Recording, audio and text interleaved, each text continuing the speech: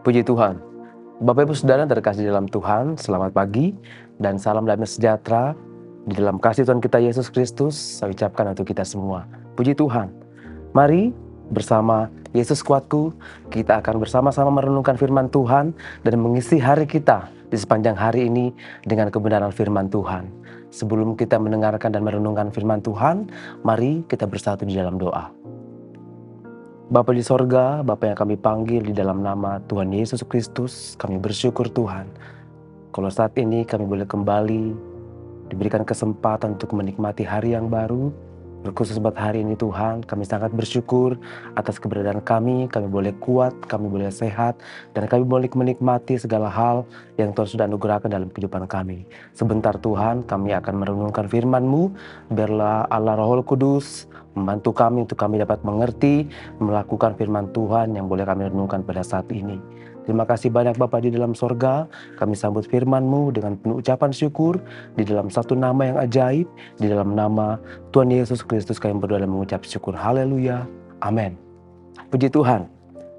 Bapak Ibu Saudara terkasih di dalam Tuhan, ayat renungan kita pada saat ini terdapat di dalam Mazmur 51, Mazmur pasal 51 ayat 12. Saya akan bacakan untuk kita semua. Di sana tertulis demikian. Jadikanlah hatiku tahir ya Allah, dan perbaharuilah batinku dengan roh yang teguh.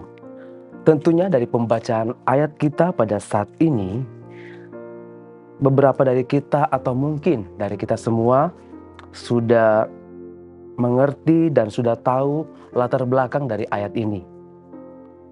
Raja Daud merupakan raja yang sangat terkenal di dalam Alkitab yang kita baca saat ini. Ini merupakan doa yang di dalamnya berisi suatu pengakuan dosa, di mana setelah Allah mengutus Nathan kepada Daud untuk mengungkapkan dosa yang telah diperbuat oleh Raja Daud. Sehingga ayat yang kita baca pada saat ini bisa kita melihat di dalamnya terkandung ada pengakuan dosa yang dilakukan oleh Raja Daud. Puji Tuhan, dari doa yang diungkapkan Raja Daud ini, ada hal yang menjadi kerinduan Raja Daud untuk dia dapat kembali mengalami pemulihan dan juga pembaharuan di dalam dirinya. Karena dia menyadari saat dia mengalami pemulihan dan pembaharuan, maka hubungannya dengan Allah akan kembali pulih dan kembali kepada kebenaran dan kehendak Allah, sehingga hidupnya bisa selaras dengan Allah. Bapak Ibu Saudara yang terkasih di dalam Tuhan, dari ayat pokok kita saat ini, Yesus Kuatku memberikan judul renungan untuk kita, yaitu restorasi, atau yang biasa kita kenal dengan pemulihan. Bapak Ibu Saudara terkasih di dalam Tuhan Yesus Kristus, restorasi atau pemulihan di sini mengacu kepada hubungan kita dengan Tuhan.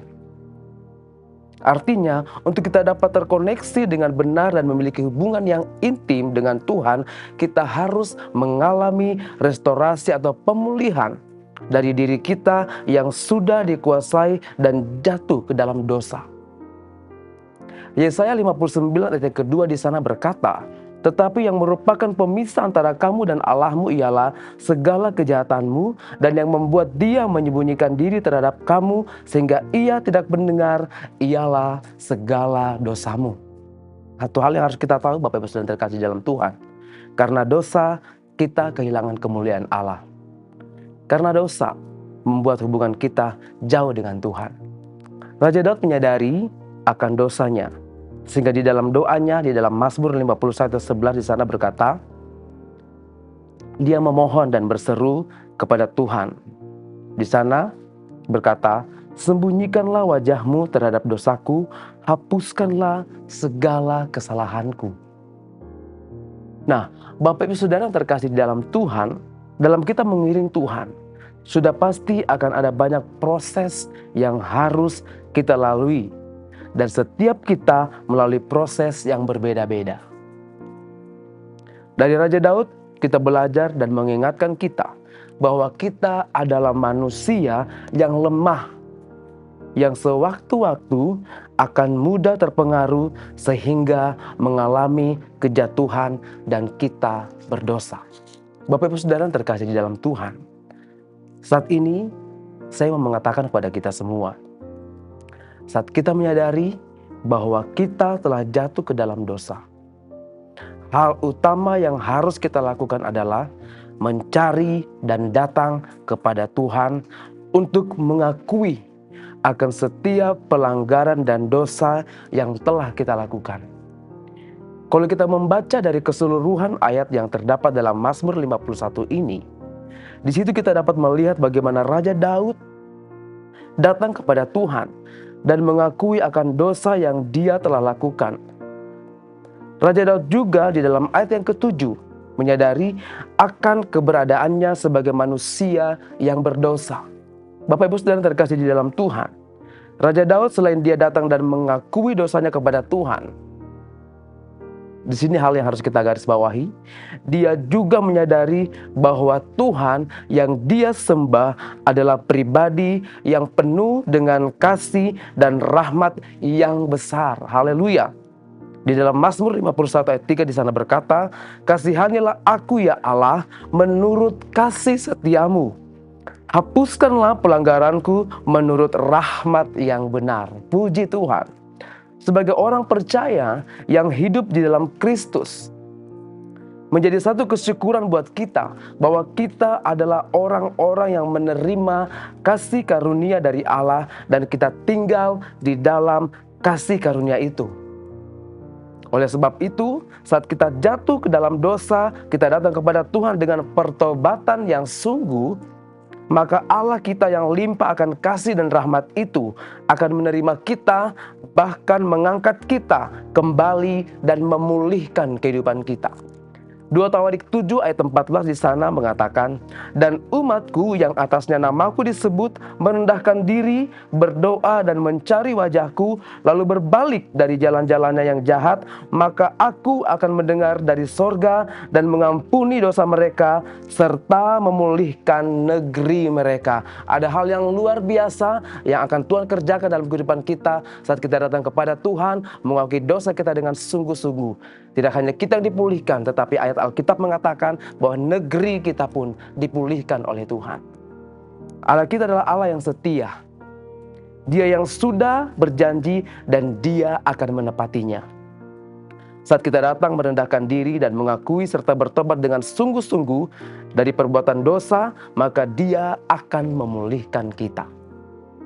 Restorasi atau pemulihan adalah proses yang harus kita alami dan jalani untuk kita layak berkenan di hadapan Tuhan, sehingga kita dapat bersekutu bersama dengan Dia.